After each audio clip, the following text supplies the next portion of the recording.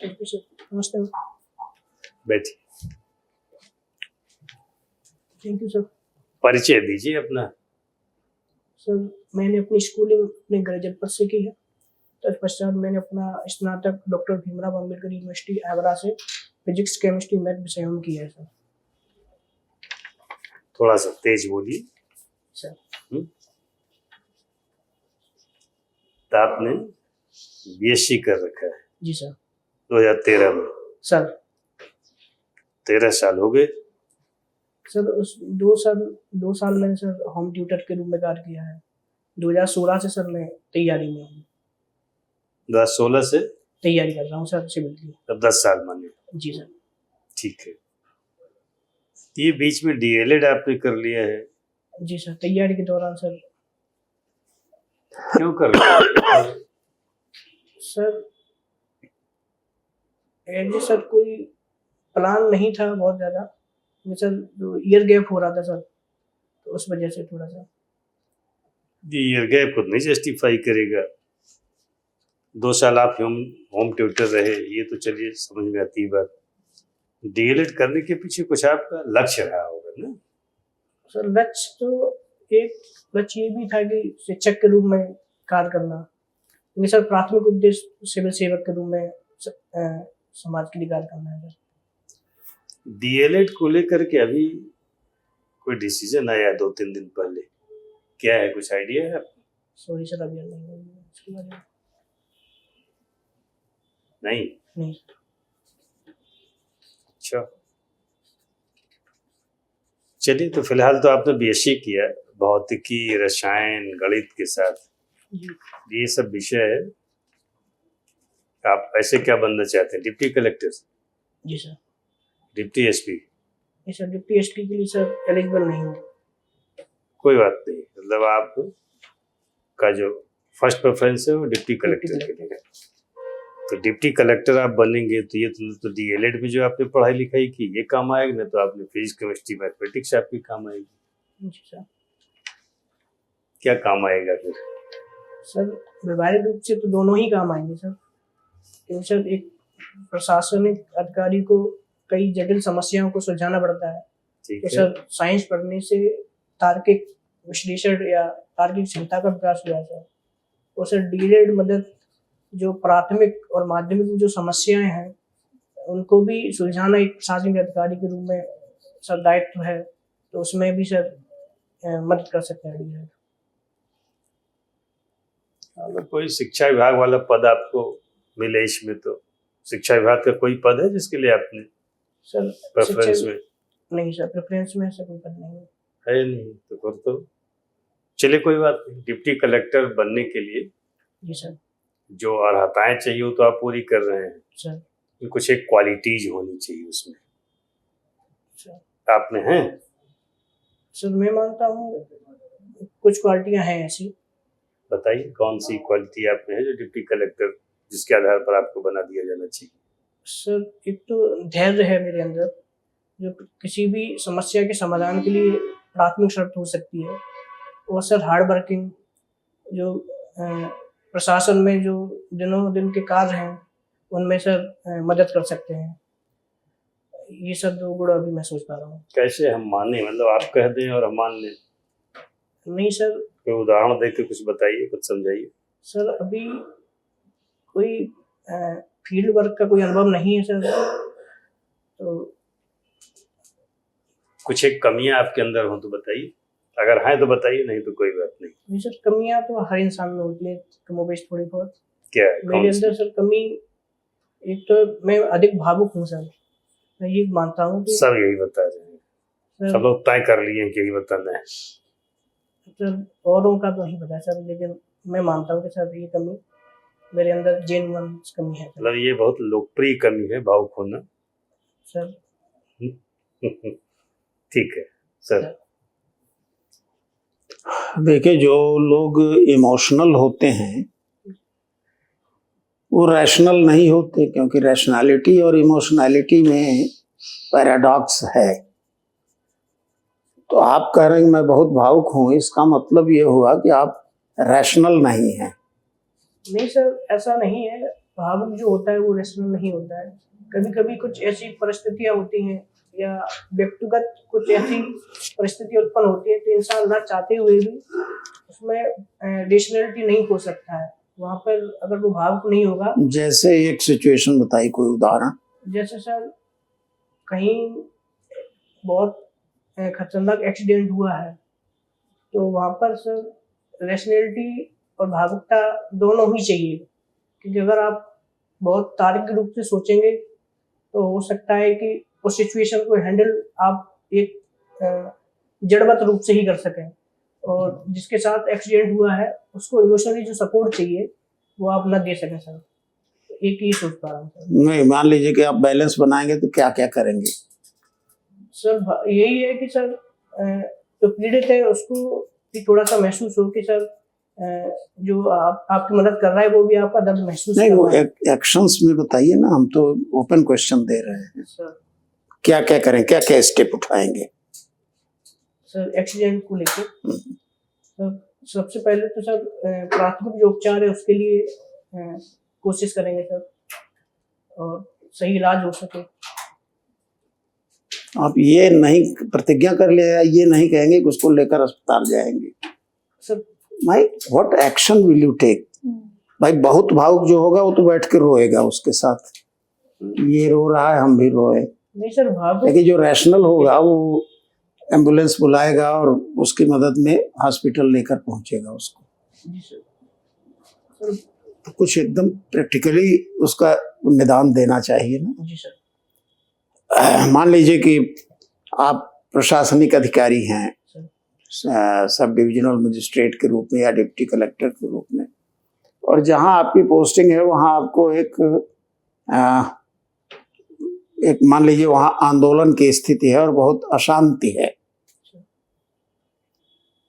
और उसी समय आपको घर से खबर मिलती है कि आपकी माँ बहुत सख्त बीमार हो गई है, तो आप बताइए कौन सी ड्यूटी आप अटेंड करेंगे पहले? सर यहाँ पर दोनों ड्यूटियाँ ही मेरे लिए आवश्यक है, क्योंकि सर मेरा कार्य जो प्रशासनिक अधिकारी के रूप में है सर, मैं उसको पहले करूँगा। और माँ की जो बात है तो सर मैं फ़ोन से परिवार के और सदस्यों को सूचित करूँगा कि अभी माँ की आप देखभाल करिए। मैं क्योंकि मुझे सर लगता है कि यहाँ वहाँ पे सर माँ के लिए लोग मिल सकते हैं, यहाँ जो दायित्व है मेरा तो वो पहले है सर। तब आपका वो स्टेटमेंट गलत हो जाता है कि मैं बहुत भावुक हूँ सर। तो आप रैशनल डिसीजन ले रहे हैं कि this is my rational position. Sorry sir, भावुक का मतलब मैं मान रहा हूँ कि सर रैशनैलिटी के साथ भी भावुक हो सकते हैं। इस एग्जाम्पल में तो नहीं आया। जी सर। सिंस आपने डीएलएड किया है जी, तो आप बता सकते हैं चाइल्ड पेडागोजी का क्या रोल है एजुकेशन में?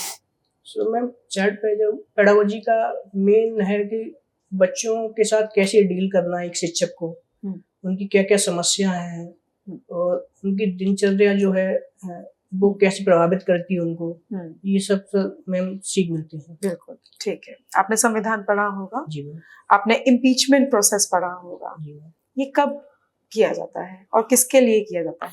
मैम राष्ट्रपति महोदय के लिए इम्पीचमेंट किया जाता है मैम। अच्छा, ओके। कॉन्करेंट लिस्ट के कुछ मुद्दे बता सकते हैं आप? कितनी लिस्ट है हमारे पास? 3 लिस्ट है। 3 लिस्ट है। कॉन्करेंट लिस्ट के कुछ मुद्दे बता सकते हैं? उसमें शिक्षा है, उसमें वन से संबंधित है।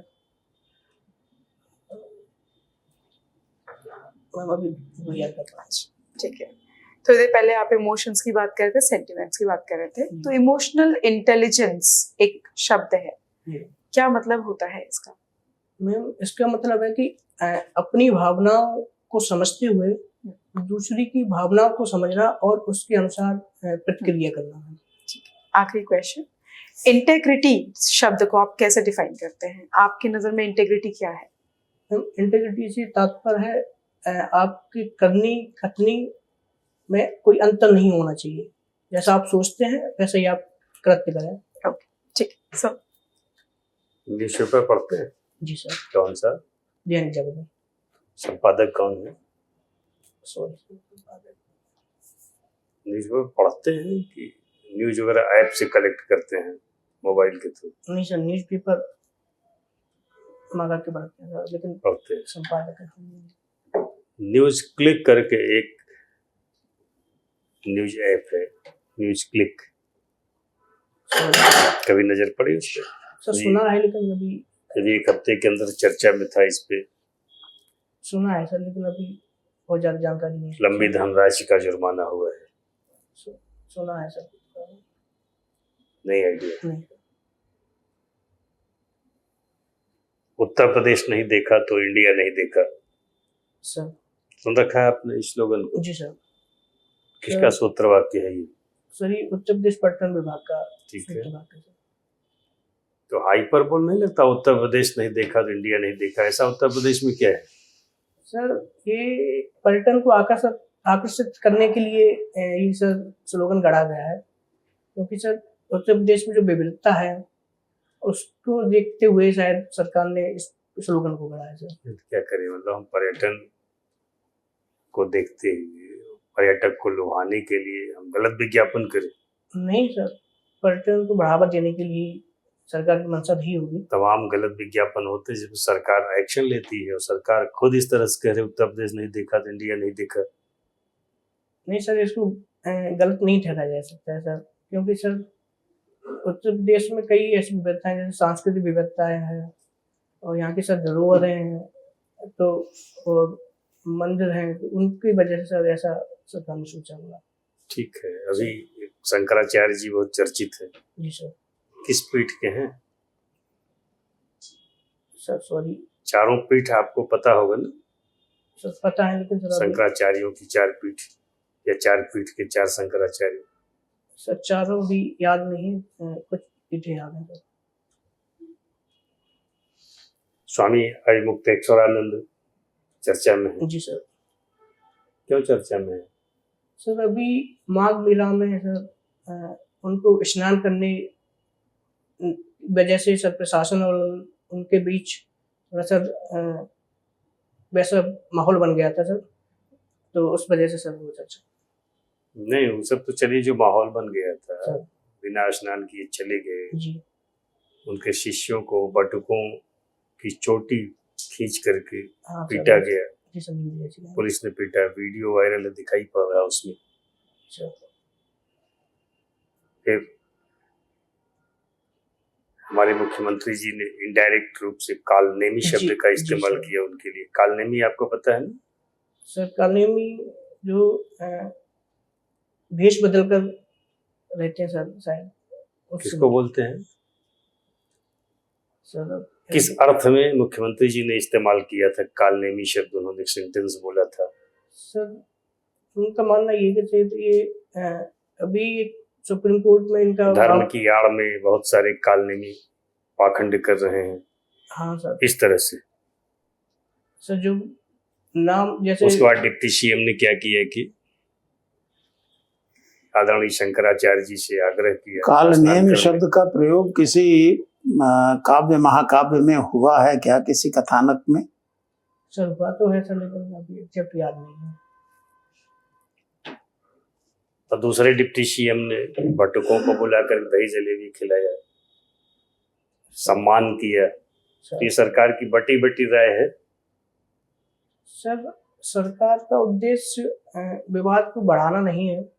अरे अभी तो शंकराचार्य जी पर पॉक्सो एक्ट में एक एफआईआर कर दी गई, तो सर नहीं लगता है बदले की भावना से सब हो रहा है? अब सर प्रत्यक्ष रूप से ऐसा नहीं कहा जा सकता है, क्योंकि सर उसमें सरकार का कोई वो जिसने एफआईआर की है वो डायरेक्टली सरकार से संबंधित नहीं है, तो ऐसा आरोप लगाना सर सही नहीं होगा कि वो सरकार की मंशा से ऐसा हो रहा है। नहीं, अभी तक तो ये सारी चीजें नहीं हुई। जी सर, देखने में ऐसा लग सकता है, लेकिन सर मेरा जहाँ तक मानना है देखने में ऐसा लग सकता है कि ये घटनाएं अगर हो रही है तो उसके पीछे शायद संस्कार की मंशा ऐसी हो सकती है। चलिए ठीक है। मोहन भागवत जी आरएसएस प्रमुख हैं। जी सर। गोरखपुर, आगरा, लखनऊ, अभी लखनऊ में रुके हुए थे। जी। सबसे मुलाकात उन्होंने किया। सर उत्तर प्रदेश का चुनाव आने वाला है, जी सर। 2027 में होगा ना सर। हाँ, तो अखबारों में छपा आरएसएस के पास जो है रिमोट कंट्रोल होता है बीजेपी का। जी सर। सर ऐसा आरोप निरंतर लगता रहता है कि बीजेपी का संचालन आरएसएस द्वारा किया जाता है। तो ना आपकी राय हम जानना चाहते हैं, आपको क्या दिख रहा है? शंकराचार्य में तो आपको नहीं दिखाई पड़ रहा उस प्रकरण में, यहाँ तो दिख रहा है ना साफ साफ। सर हालांकि ये आरएसएस और सरकार की तरफ से नहीं ऐसा कहा जाता है। मेरी राय में सर एक औपचारिक मुलाकात जहाँ देखिए वही उच्च पदों पर आरएसएस के लोग बैठे हुए हैं, सरकार में भी, सरकार के बाहर भी। सर आरएसएस भाजपा की वैचारिक संगठन है। मुख्यमंत्री जी तवज्जो देते हैं, प्रधानमंत्री जी तवज्जो देते हैं, सारे मिनिस्टर्स तवज्जो देते हैं। जी सर। कुछ तो बात है ना सर। जहाँ तक मैं समझ पा रहा हूँ तो सर एक वैचारिक संगठन है वो तो, और दूसरा कुछ हद तक सही है कि संघ से जुड़े लोग विभिन्न बड़े पदों पर पहुंचे हैं, तो ऐसा देखने में लगता है कि ठीक है, शुभकामना, जा सकते हैं।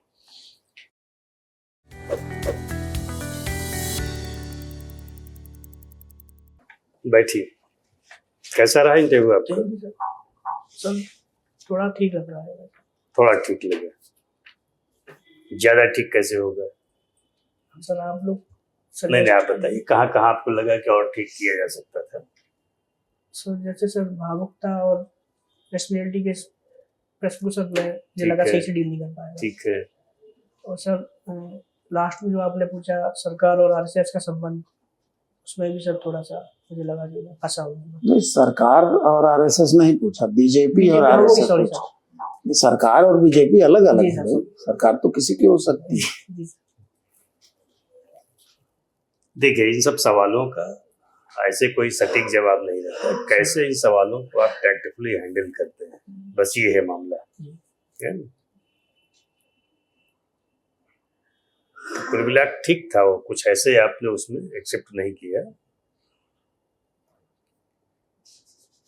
बस ये सलाह है जो सवाल ना है उसमें सारी बोल दीजिए और परेशान न होइए सारी बोल करके। 2 3 4 5 सवालों में सारी बोलिए, उससे फर्क नहीं पड़ता है। सारे सवालों का जवाब दिया जाए ये जरूरी नहीं है।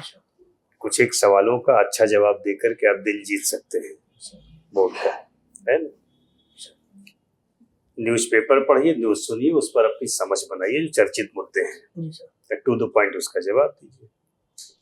बस आपको काम जो करना है कि जब आप आते हैं, जैसे बैठे हैं पैर के बीच में गैप थोड़ा कम कीजिए, हाँ, और सीधा बैठिए पूरी चेयर में। अभी आप ज्यादा अच्छे दिख रहे हैं, तो ऐसे बैठ करके बात करना है। पूछते हैं वहां से तो थोड़ा ऐसे पूछिए कि एनर्जेटिक ईगरली आप आना चाहते हैं, खुश दिखिए, चेहरे पर तनाव नहीं दिखना चाहिए।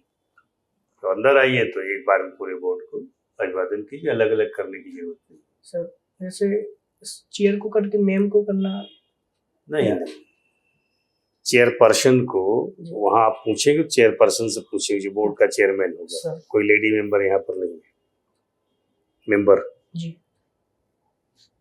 तो बोर्ड की तरफ मुखातिब होकर के एक बार में आपको अभिवादन करना है, अलग अलग सबको नहीं करना है। ओके। मैडम अगर कोई बैठी तो उनको अलग से कर लीजिए बाद में, लेडी फर्स्ट जैसा कोई कंसेप्ट नहीं है ना। ये करिए और जाते समय भी जब कहा जाए जाने के लिए थैंक यू बोलिए, और पलट के आप गए तो सीधे जाइए। जैसे कहा जाए जाने के लिए तो कॉन्फिडेंस साथ उठिए, एक कदम पीछे जाइए, फिर मुड़िए और चले जाइए। अच्छा सर, मैं सर थोड़ा पीछे मुड़ के गया तो वो सही नहीं, आप पीछे कदम बढ़ाते गए, ये वो तरीका ठीक नहीं। बस आप एक स्टेप पीछे लेके सर, बस यहाँ से आप उठेंगे, एक स्टेप पीछे जाएंगे, फिर मुड़िए चले जाइए। मुझे लगा सर यहीं से थोड़ा सा लगा, और पीठ न दिखाने की बात होती है यहाँ पे, जैसे आप ऐसे घूम करके चले जाएं, ओके सर, तो यहीं पर चेयर के सामने आपकी पीठ दिखेगी, अच्छा नहीं माना जाता है ना जी। बस ये करिए, जीत के भाव के साथ जाइए। Okay sir. वहां 3 4 5 सवालों का जवाब न दे पाइए, हम तो कहते हैं सारे सवालों का जवाब न दे पाइए, तब भी वहां पर निराश नहीं होना है, वहां गिल्ट नहीं पालना है। सवालों के जवाब के आधार पर आपको नंबर नहीं मिलेगा। कुछ एक सवालों का अच्छा जवाब दे करके आप अच्छा अंक पा सकते हैं। सर बस इन सारी चीजों का पालन कर लीजिए, अच्छा करेंगे। ठीक है, ठीक है, wish you all the best. Thank you.